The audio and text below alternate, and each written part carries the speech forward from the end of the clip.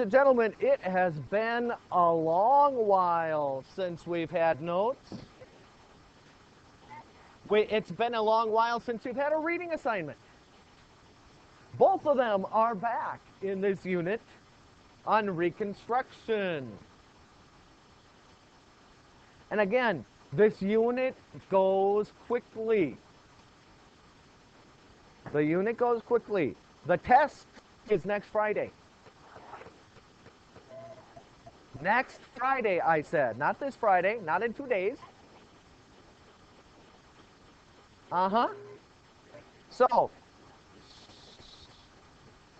ladies and gentlemen, Reconstruction Plans. Basically, what you read about and your assignment was dealing with was all the various plans for what is called Reconstruction. Now,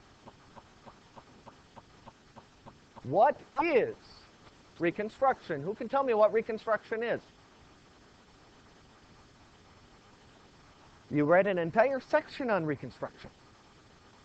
You did an assignment on Reconstruction. In the assignment, you even defined Reconstruction. What is Reconstruction? One hand, two hands. Not good odds. Come on. What is Reconstruction? I even told you what it was earlier this week when I told you what's happening. What is Reconstruction? Rebuilding. Rebuilding what? What are we going to be rebuilding? The United States and, more specifically, the South. Remember Sherman's march to the sea? Destroy everything in its path? Where was most of the war fought? In the South. Good. The South needs to be rebuilt. And so Reconstruction is that time of rebuilding the South. Rebuilding the South and putting the country back together again. Sort of like Humpty Dumpty.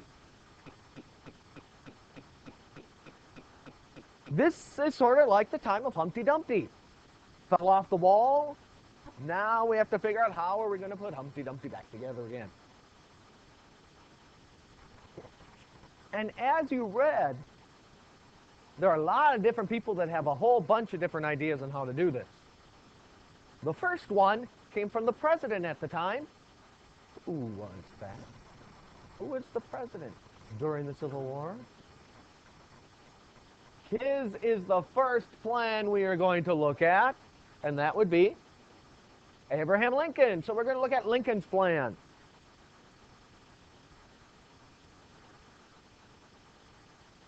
Lincoln's plan. There's Lincoln.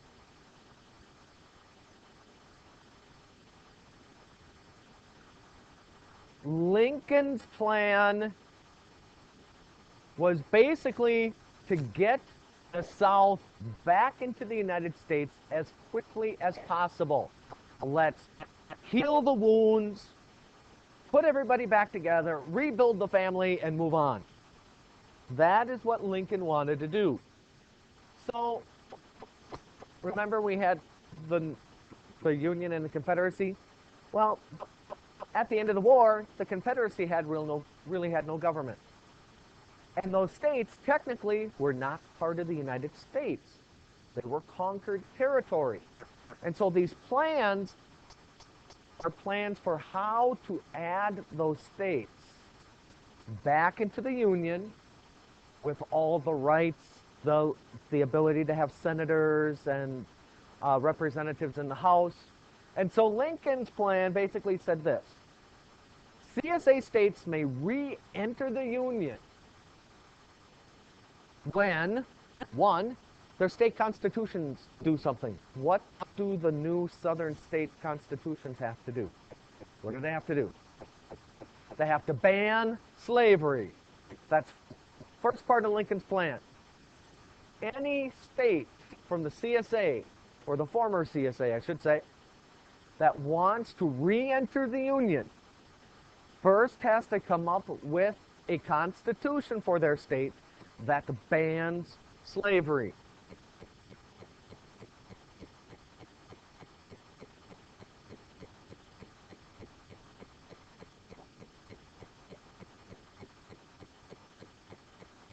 That is the first requirement.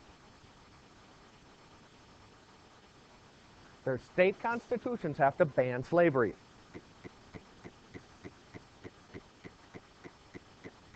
Anybody remember what the second requirement was?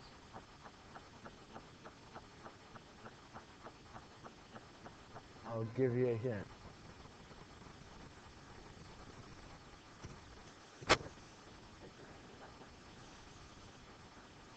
I hereby pledge not to hold arms up against the Union and to give my loyalty and fidelity to the Union and recognize its president as my leader.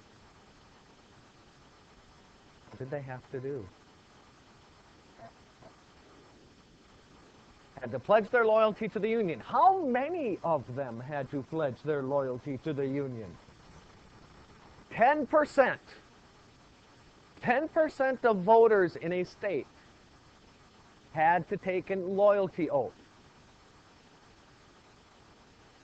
Lincoln said if their state constitution banned slavery and 10% of the voters in that state take a loyalty oath to the Union, that state can re-enter the country. That is the extent of their requirements. Those two requirements are the only things Lincoln said had to happen for them to re-enter the Union. 3 states followed this plan. 3 states wrote constitutions that banned slavery. 3 states had at least 10% of their voting population take the loyalty oath.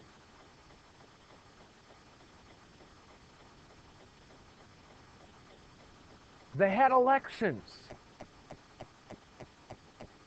They elected senators and representatives to go to Congress. Those senators and congressmen went to Washington, D.C., to Congress. What did Congress do when they got there?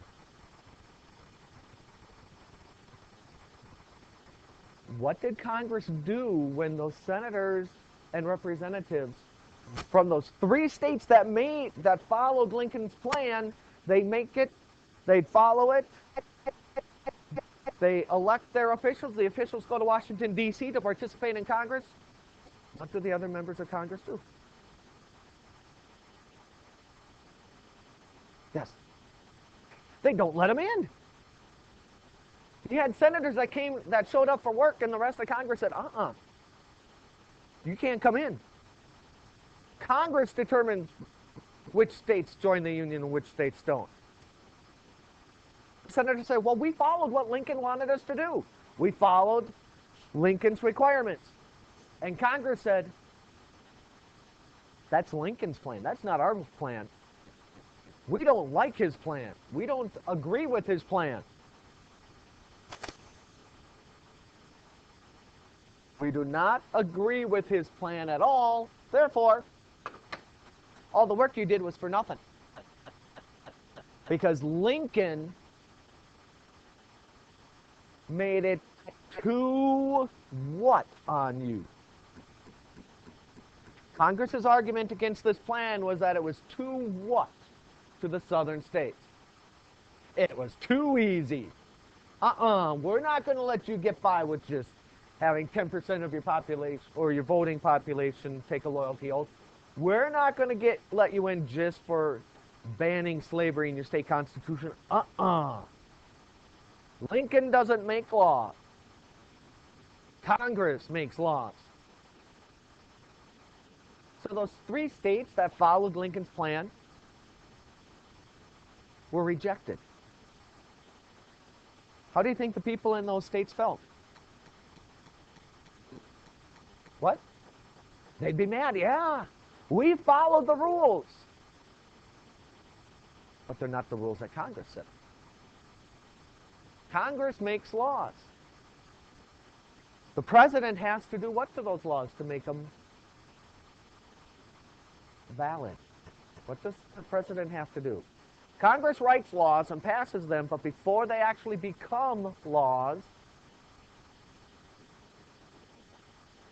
The president has to sign them.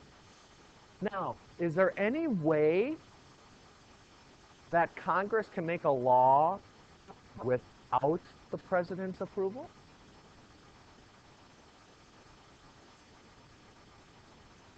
Yes or no? Is there a way that Congress can make a law without the president's approval? If a president doesn't like a law, what does he do to it? Starts with a V. You know it? Raise your hand. He vetoes it, or she vetoes it. Now, if the president vetoes it, Congress can do something called override that veto if they have enough votes. Congress can make a law without the president's approval if they have enough support. It doesn't happen very often, but it can happen. So Congress doesn't like Lincoln's plan, so we're going to go to a new plan. One from Congress. Does anybody remember the name of that one? It's named after two senators, two representatives. WD. The Wade-Davis plan, which is Congress's plan. The Wade-Davis plan, or Congress's plan. Lincoln's aim or goal was to get the Union back together quickly. What was this plan all about? What did they want to do to the South? With this plan, the Wade-Davis plan, what did they try to do to the South? Punish them. Punish the South. Make it hard on them. Rub their nose in it. Humiliate them. Punish them for what they did by starting this war. So they're going to make it harder on the South to rejoin.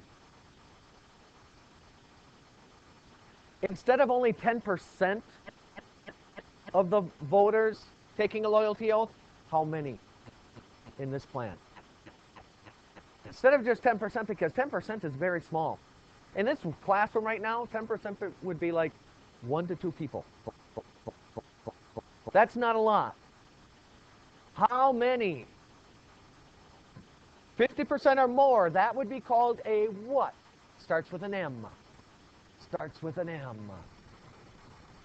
Majority. A majority of white males in the state must take a loyalty oath. Congress says not a measly 10%, at least half of them, a majority, need to take a loyalty oath.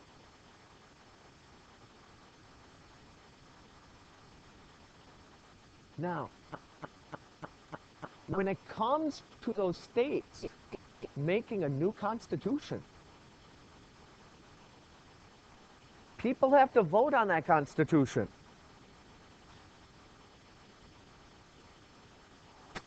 The Wade-Davis plan said that only people who didn't do something during the war could vote for a state constitution.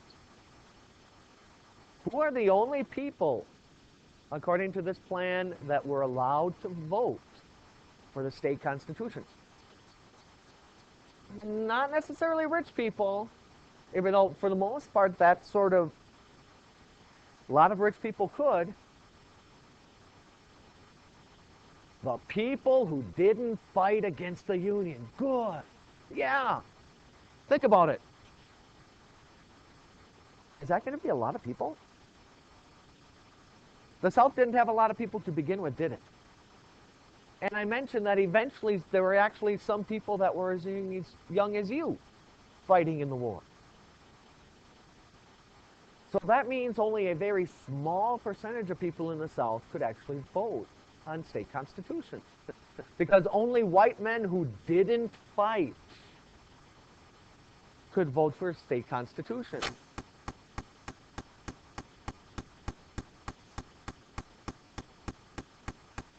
Now, there is a way around that, so to speak. Because around this time, there were a lot of people from the north moving to the south to take advantage of the situation. A lot of the people that could vote in the south were people that moved there from the north, that wanted to affect those constitutions. It's sort of like what? What other historical event did we have a lot of people moving someplace in order to make a difference in a vote? Yeah, dealing with Kansas, Nebraska, bleeding Kansas. Same kind of thing here to a certain degree. Northerners coming down, moving to the south to take advantage of the situation. The actual Southerners who fought couldn't vote. But those Northerners that came down could. And they took over the government. But we'll talk about what they have a special name. We'll talk about that another day. Now, state constitution must ban, on the count of three. 1, 2, 3. Slavery. This is going to be part of every single plan. Every single plan is going to talk about the state constitution banning slavery. And there's also a limit. Who is not allowed to hold public office? Who is not allowed to be governor? Who is not allowed to be senator? Who is not allowed to be a representative in the House of Representatives? Who is not allowed to be a mayor? Who is not allowed to hold public office at all? Former Confederate leaders. Former Confederate leaders are not allowed to hold office, public office.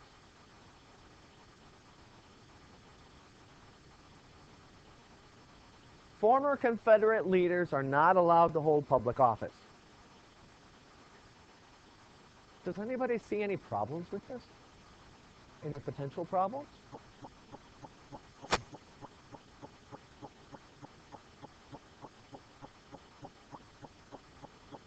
Think about it. All those people that have been trained to be leaders, all those people that know how governments work, all those people that have experience writing laws and governing, they are not allowed to hold public office.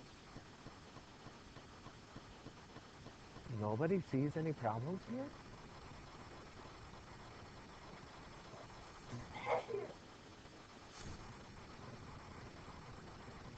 Okay, you're going to end up having people that don't know what they're doing running your governments for you, because you're getting rid of all the people that have experience. Does that sound like a good plan to you? Do you want Johnny Reb, remember, in the ravine with Malachi? You want him running your government? Really do? All those people that actually went to school and were public leaders now cannot hold public office, because this plan said they couldn't, because they didn't trust them and they wanted to punish them for what they did.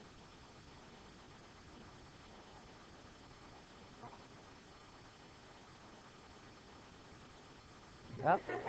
What's the point of those southern states wanting to actually come back to the Union then, right? Is that what you're trying to say? Why would they even want to come back? What's the point in creating a unified country if we're going to punish them and not move on? That's exactly what Lincoln said. And that's what you're saying too. That's exactly what Lincoln said. Why punish them? And if you remember in The Blue and the Gray, remember the scene with General Grant and the cannons were firing at the end, and he said, "Sergeant, is that our artillerymen?" "Yes, sir, they just heard the news." "Tell them to stop firing. They are part of our country now. They are our countrymen." No sense rubbing their nose in it, no sense continuing to focus on the division. We need to focus on bringing it back together. So, following this plan, this is a law The president has to sign off on it, right? Is Lincoln going to like this law? No. As a result, he rejects it. Because he thinks that this law is too what? Raise your hand. Congress thought that Lincoln's plan was too easy. Lincoln thinks the Wade Davis plan is too rough or too strict. Yeah.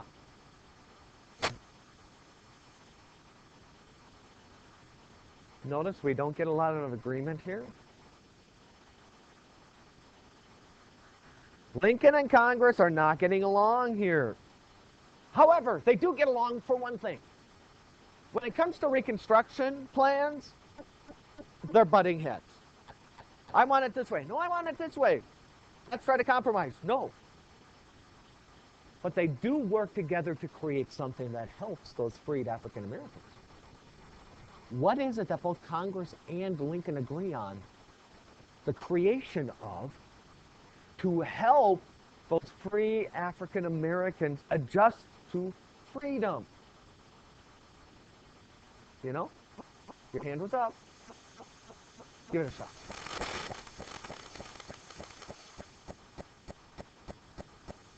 Yeah, the state constitutions must ban slavery. That is going to be a part of every plan, but there is a part of government, a branch of government that both Congress and Lincoln agree on and create to help those freed slaves.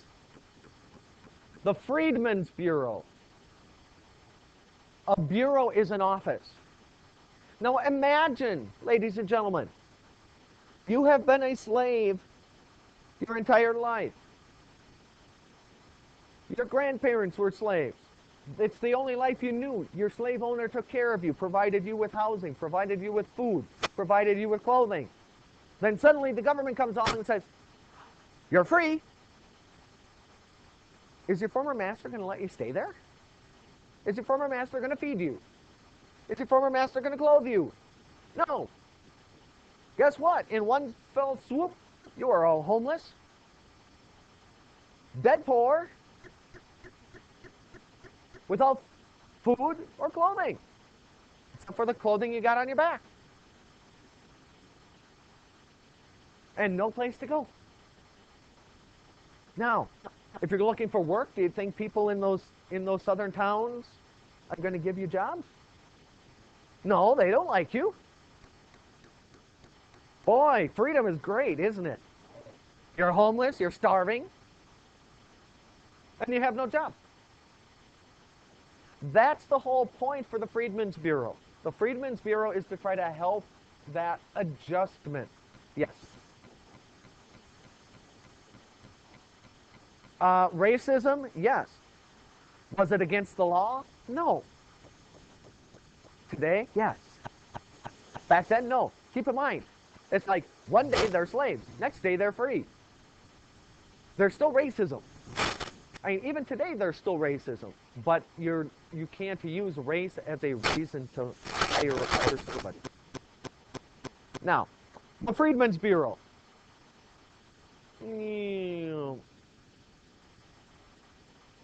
This is something that was created by both Lincoln and Congress.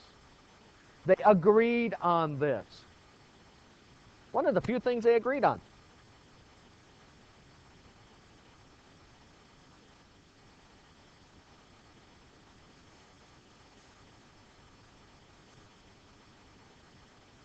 It helped freed African Americans by providing them with food, with clothing, with medical care, all those things that you need as a human being.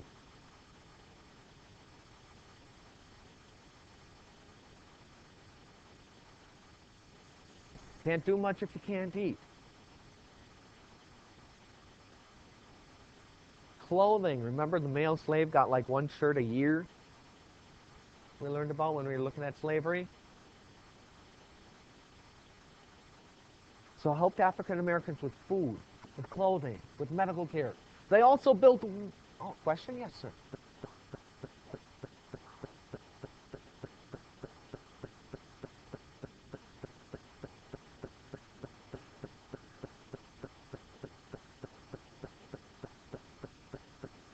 Is a dumb idea to even start what?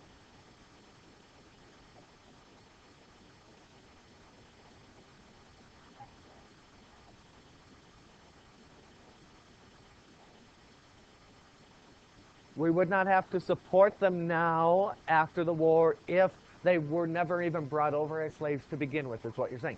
Uh-huh.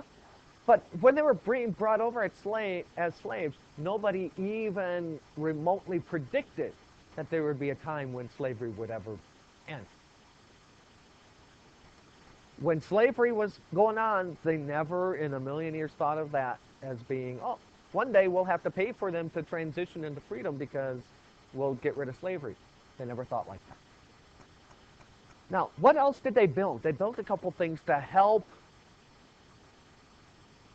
these former slaves adjust and become a productive part of society. Now, the whole idea behind the Freedmen's Bureau is not to say, we're going to feed you forever. We're going to give you clothing and medical care forever. The whole idea is to help them transition. And one way to help them transition to become a productive part of society is to build schools and universities, educate them, teach them how to read or write, teach them a trade, teach them a skill so that they can eventually find a job, so that they can eventually live on their own. Ladies and gentlemen, that's why you're sitting here right now. Your parents want you in school so that you learn. The government wants you in school so that you become a productive part of society. And your parents want you here in school so that you learn, so that you can eventually get a job and move out. And for many of you, that's your goal too. For most of you, you don't want to live with your parents until you're 60. Now, if you do, that's fine, but I'm just saying most of you. Most of you. Now, probably the most important thing, actually, no, I'm not even going to say that. Another thing that the Freedmen's Bureau helped with is helped African Americans buy land.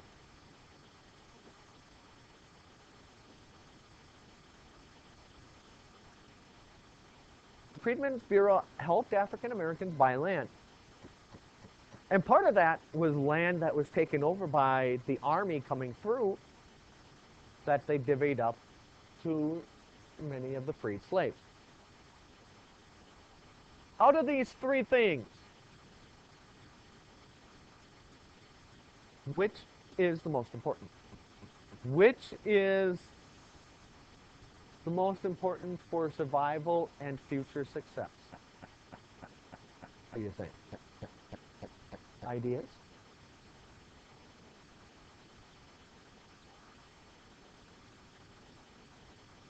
That is, why do you say that is the most important for their future success?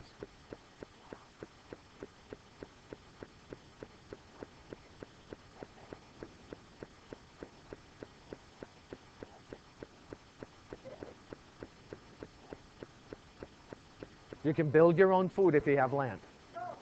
Grow, okay, okay. That's a better choice of words, grow.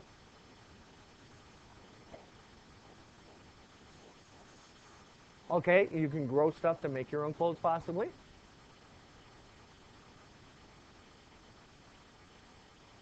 Okay.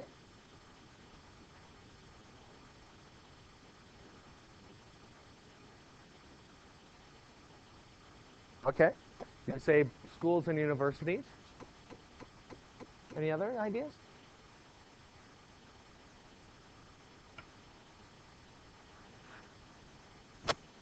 This first one, food, clothing, medical care, that is short term. That is, okay, I'm going to be able to live.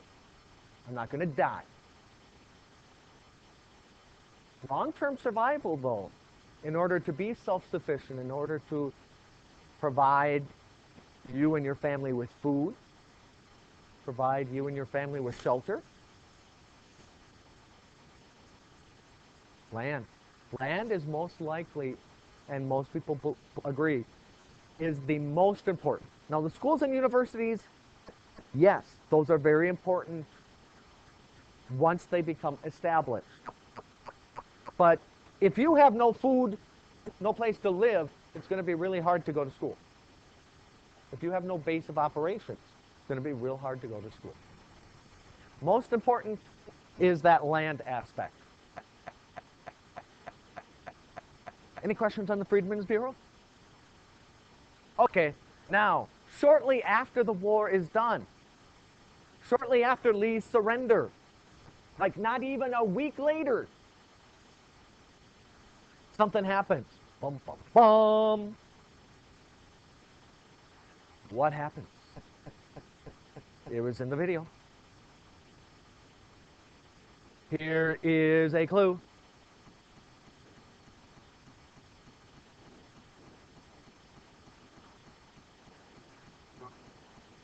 What happens? What happens? Lincoln is assassinated. Lincoln is assassinated.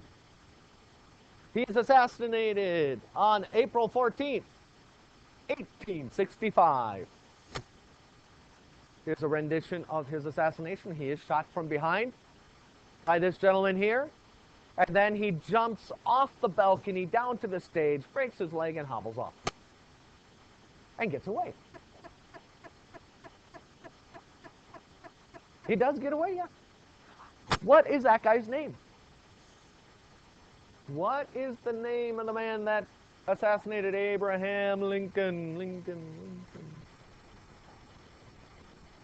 Here's a wanted poster. There he is in the middle. John Wilkes Booth. $100,000 reward. That's a lot of money for this man right here, John Wilkes Booth, who is an actor from the South. He's an actor. That's why he was able to get into the theater without a problem. He's an actor. He also hated Lincoln. He also loved the South. As a result, Abraham Lincoln's vice president becomes president. What is his name? What is his name? Andrew Jackson. There he is. Andrew Jackson, this happy-looking guy. Or Johnson, I'm sorry. Did I just say Jackson? I'm sorry. My fault. Andrew Johnson is the right name. There are other Jacksons too. Andrew Jackson is on the $20 bill. That's why. This is Andrew Johnson. My fault. Happy, cheery-looking guy, isn't he?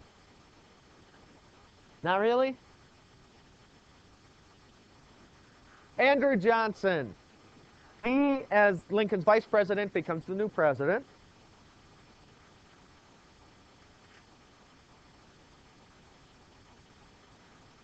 He is a Democrat from the state of Tennessee.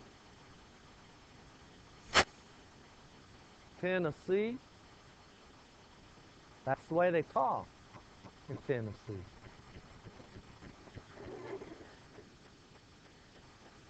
Now, Andrew's giggling does not sound like Carmen at that point. But then again, I don't know if I've ever heard Carmen giggle. So, now, there's something special about Andrew Johnson. What is special about him? It has to do that he's from Tennessee. Keep in mind, Lincoln's a Republican. His vice president was a Democrat from Tennessee. What's special about Johnson? What was special about Johnson? The only Southern senator to support the Union.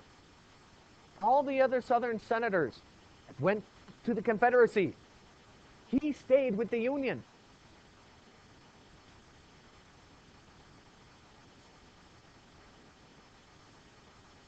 Some people in the South called him a traitor.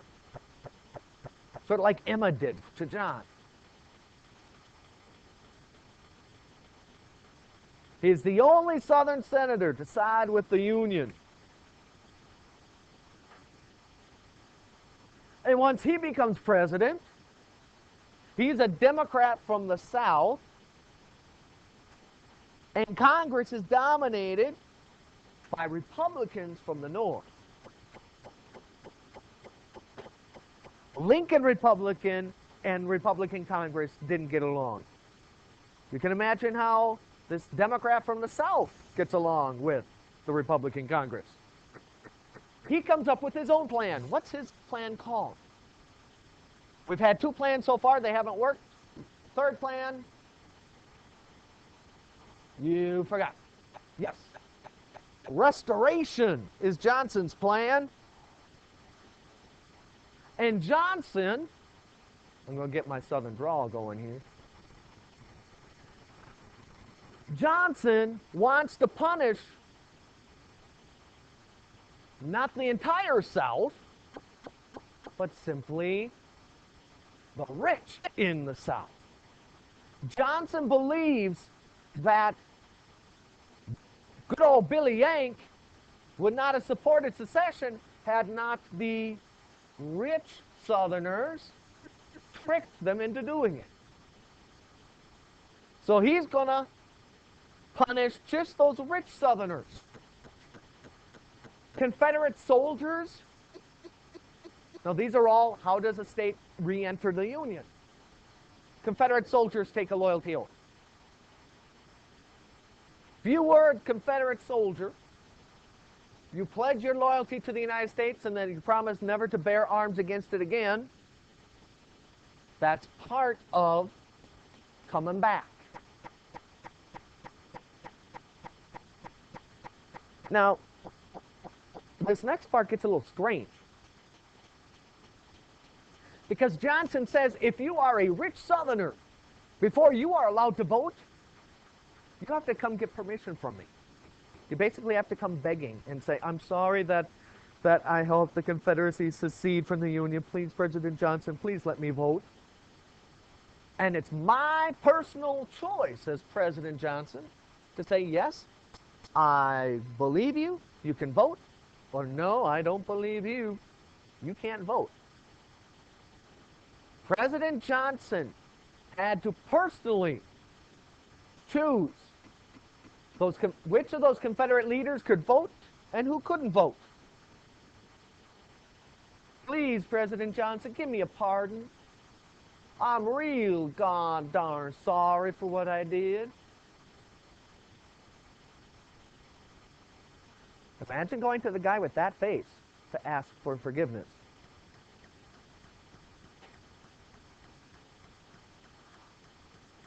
I, as President Johnson, also get to choose who is going to be the governors of each of those states. I want to choose the governors. You can't vote for your governors. I'm going to choose them for you because I'm smarter than you. And I'm going to punish you rich people because you tricked those poor people into starting the war.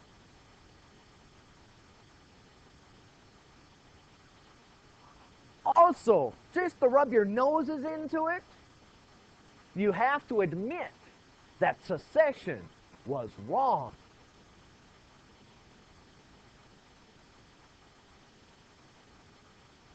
Have to admit that secession is wrong.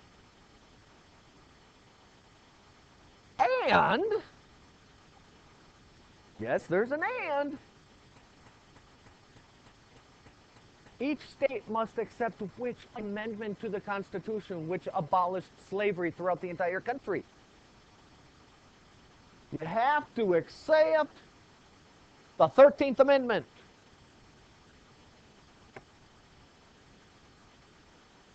Take the loyalty oath, beg me for forgiveness. You get a sense that this guy's sort of on a power trip here? Everything's all about him. He gets to name the governors. You have to admit that you're wrong, accept the 13th Amendment, then you can rejoin. And guess what? All the states except for one followed this plan. What is the state that did not follow this plan? Everybody except this state, and that was Texas. By the end of 65, all the states except for Texas had followed this plan. They had their elections. They sent representatives to Congress. And once those representatives got to Congress, what did Congress do? What did Congress do once all those representatives and senators got to Washington, D.C., ready to work?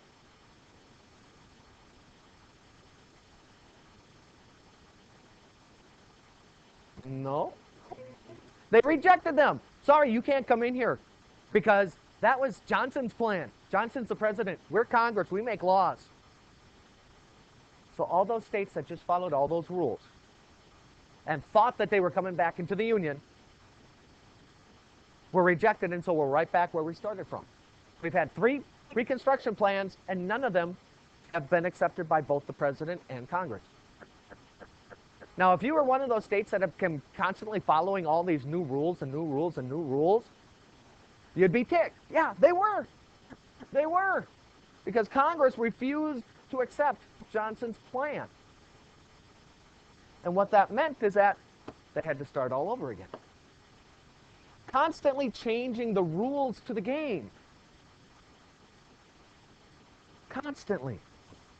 It's a question.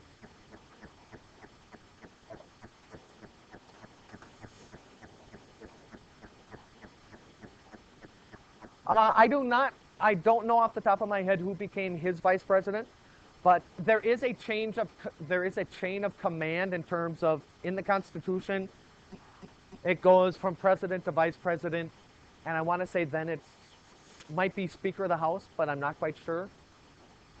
It is written down in the Constitution, the succession of who takes over if the previous person is incapable. Now, no, it has not happened. Johnson's plan is trying to punish just those rich Southerners. Congress wanted to punish all the Southerners. Lincoln didn't want to punish anybody. Ladies and gentlemen, 17-2 for tomorrow with the pink questions. Have a good day.